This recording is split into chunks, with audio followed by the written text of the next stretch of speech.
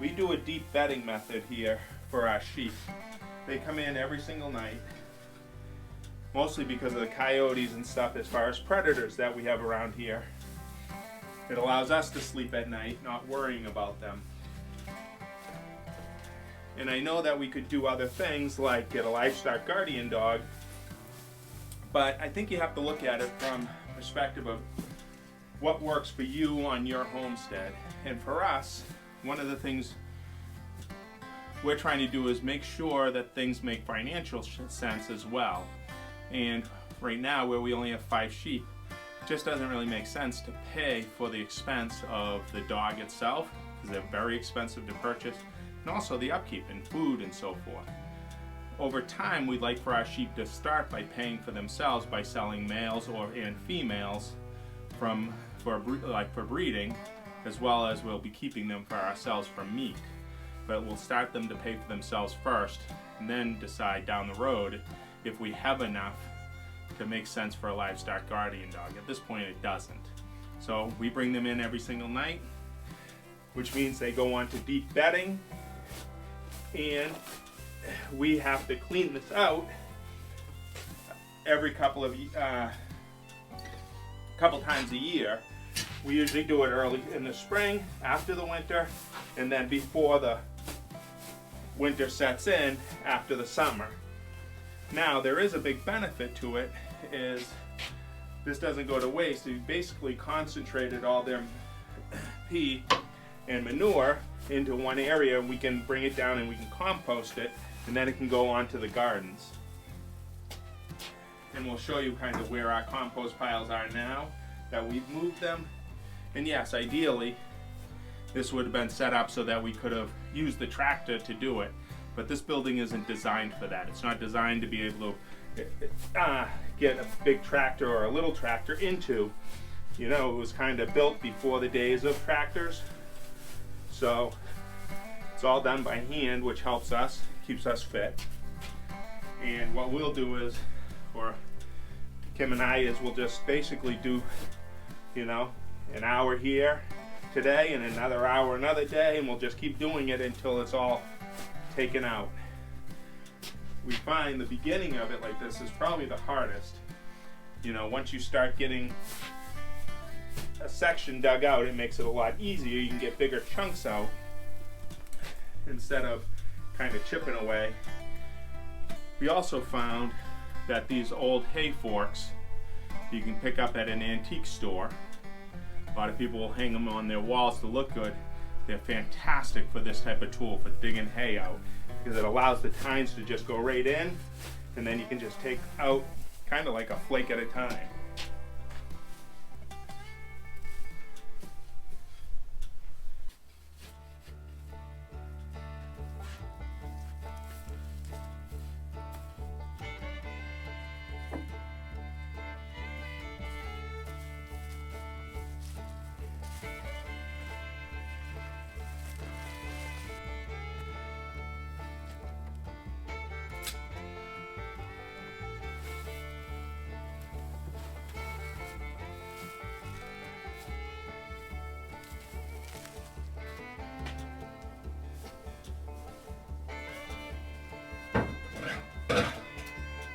The thing with this job is you really got to choose when you're doing it, because once you start it, you're creating spots where it's lower and so forth. Once you start, you kind of have to go through and finish.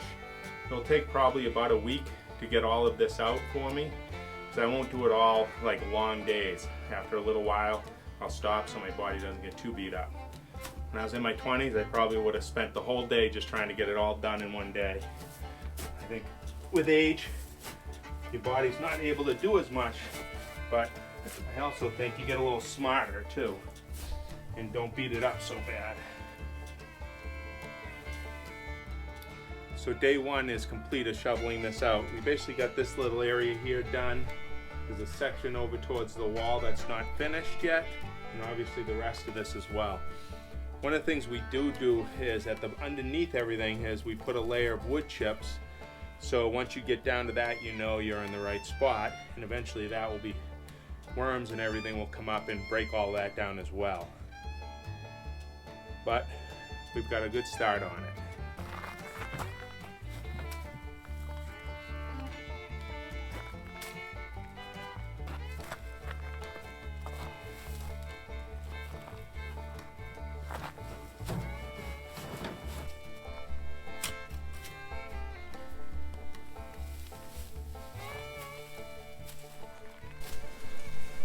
So we're on day 2 of cleaning out the sheep stall and the stable. It was funny because I was out this morning hunting up in a tree stand and it was down in the teens. And it was really quite a chilly morning. Really makes you appreciate coming back in though and sitting next to the wood stove and having breakfast. Warm up a little bit before having to come out and do some more shoveling of hay and sheep poop.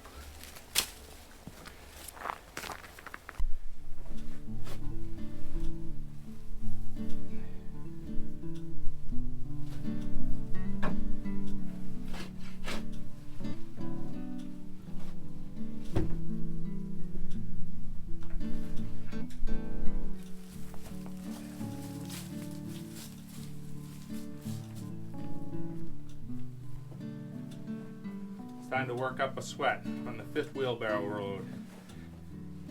Even though it's not super cold, right now it's warmed up to basically around 30 degrees. Still work up a sweat pretty quick.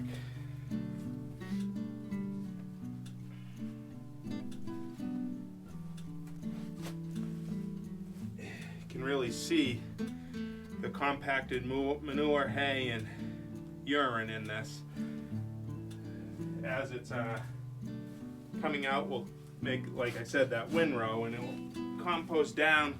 It takes about 2 years because we're not turning it constantly. We basically just make the windrow, and then ideally we turn it one other time in the middle of after 1 full year, and then again right near the end. And it should be broken down enough at that point to put back on the gardens. And we'll usually put in a good amount of seaweed on that first turn. After the first year, we'll try to layer in some seaweed because we're right next to the coast. It's easy for us to get, and it's a great resource.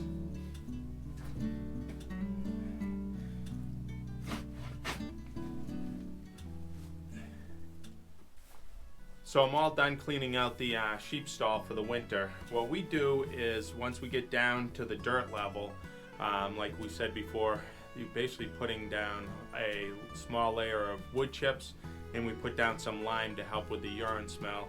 And then we put down again basically some of their spent hay basically as their bedding. The nice thing is that whatever they don't eat for their hay just does become their bedding, so we don't have to buy shavings and stuff. And then over time this will fill back up and actually get about 1 foot or 2 deep with their bedding throughout the winter. We're gonna have to move their mineral feeders down now that it's cleaned out, and then over the time of the winter slowly move them up as this area gets filled up. We do 3 different mineral feeders. One of them we put a mineral blend in. The other one we put in seaweed or kelp that we can get locally from a company, and then we do Redmond's salt as well. What we find is if they have the kelp and the salt, that's mostly what they go for, and they will do a little bit of the mineral blend, but very little. Oh, there goes midnight and stuff. So we got to just drop this down.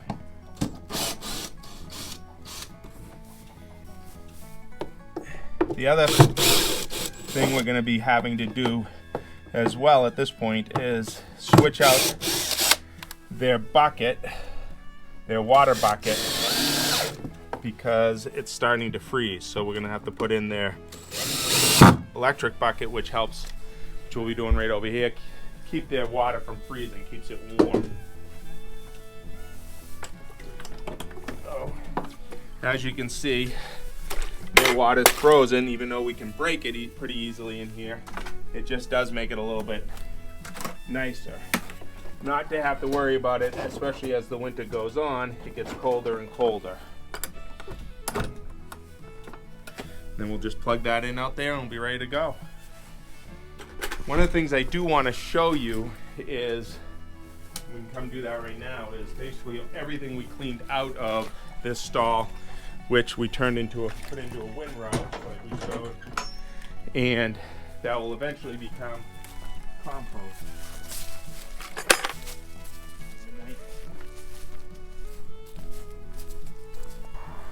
So this is the windrow we made from all of their bedding from just their evenings in the stall in the spring and summer and stuff. So basically what it will do is over time, this will condense down over the winter, drop down a lot.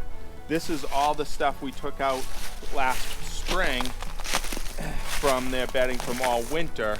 The windrow from the winter was a lot bigger than this one and stuff, but over time it will condense down. It will take a couple of years, and then it will break down all the way into compost.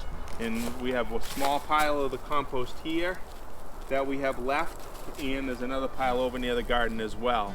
So eventually, over a 2-year time, because we're not turning it super frequently, it will break all the way down into compost. So this is the next project that we've already started, the addition onto the hay barn. Over the next probably few weeks or a month, we'll be showing you that as we slowly make progress on it. The last thing we have to do is plug in that water bucket and fill it up with water, and they'll be ready.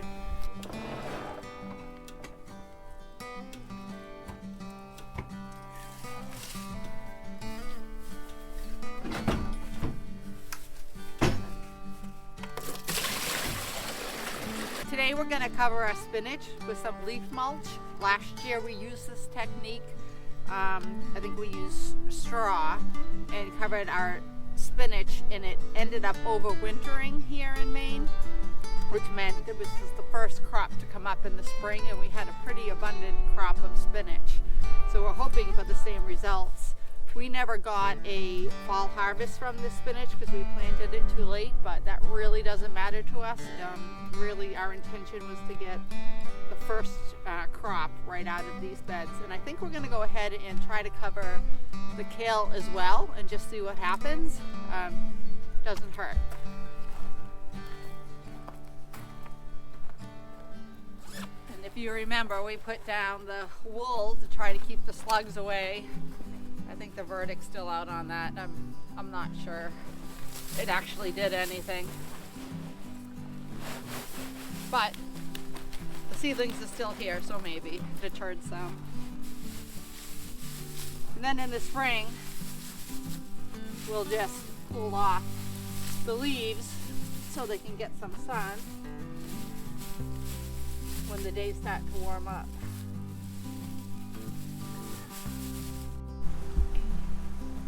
Also gonna put some leaf mulch on this kale. This is actually kale we grew from seed we saved. Overwintered kale that went right to seed in the spring. After a quick harvest, we saved the seeds, planted them later in the fall, and they did the best by far as insect damage.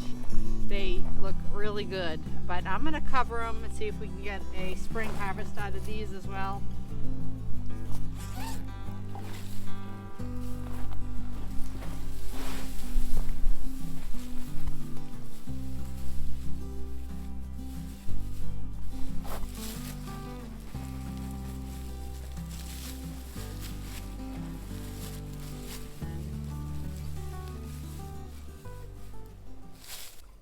Tonight we're going to just do a pretty simple meal. We're going to roast one of the chickens that we grew here on the homestead. We're going to do a little rub on it, some bay leaves, thyme, black peppercorn, and some salt. We're also going to bake a potato.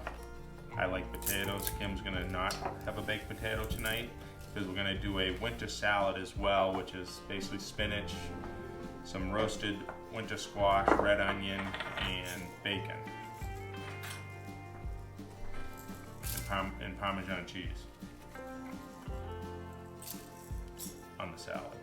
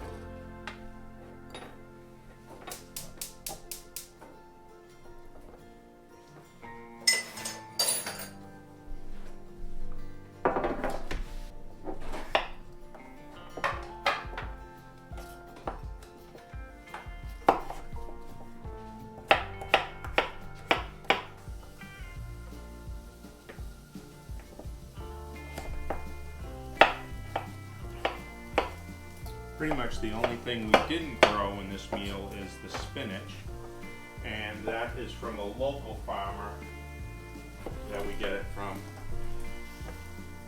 But everything else, from the onions to the squash, the chicken, the bacon, potatoes, it's all from us.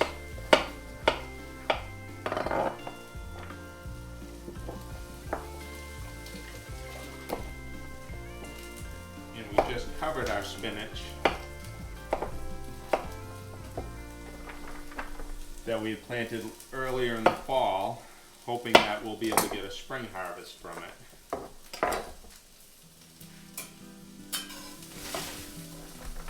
This is the buttercup squash that we grew, and we found actually that it was pretty dry, more like a sweet potato, which is great for certain applications, not so much just pureed, like you might a butternut. But I'm hoping by adding this bacon to the pan that it will give a little zip to these. They do actually roast up pretty nice. One of the things we try to do is keep the onion ends, put them in our freezer bag with our bones for our stock, for our bone broth. Add a little flavor.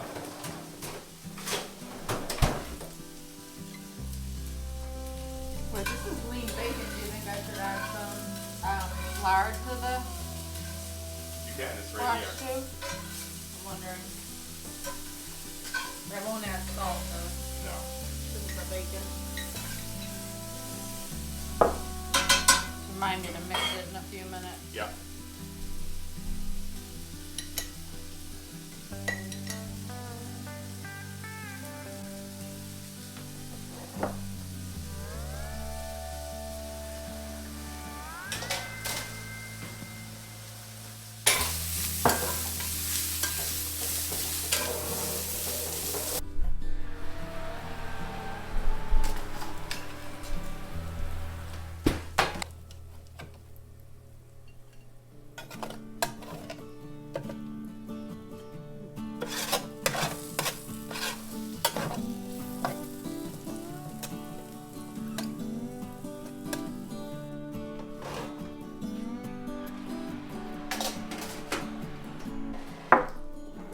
So the dressing for this salad is pretty simple. A little bit of salt, a little bit of pepper,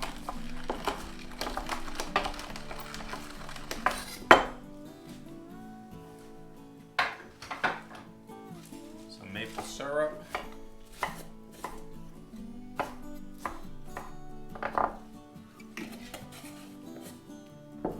olive oil, and apple cider vinegar.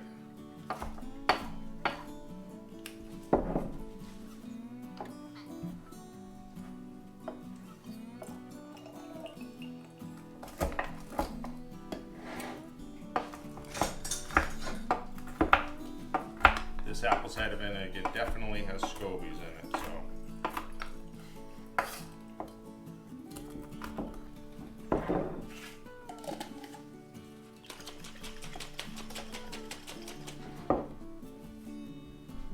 So I just chopped up some spinach that we bought locally. We're gonna add the cubed and baked squash.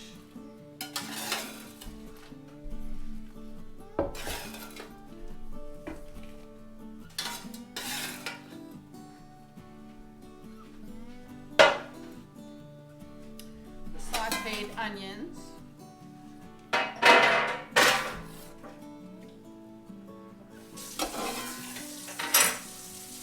Couple slices of bacon chopped up.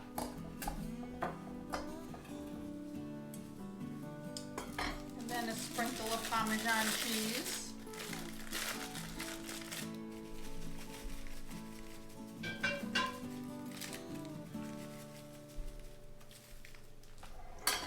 And then we'll just toss it with dressing.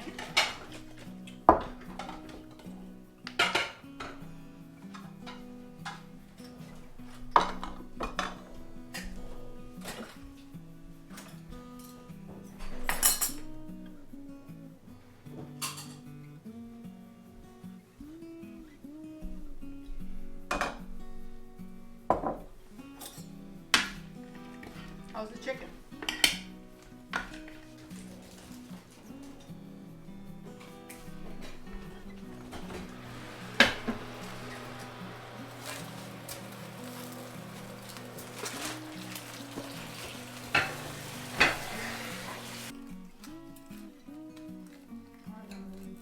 I know. Everybody likes so many.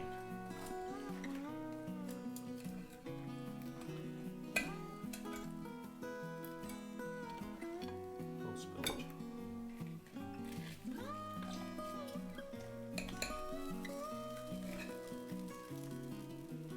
Is that too much, or do you want